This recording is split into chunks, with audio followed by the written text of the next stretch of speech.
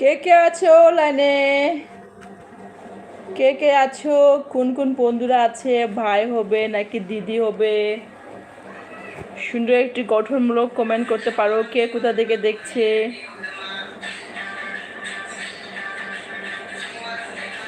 সাউন্ডটা একটু কমাও।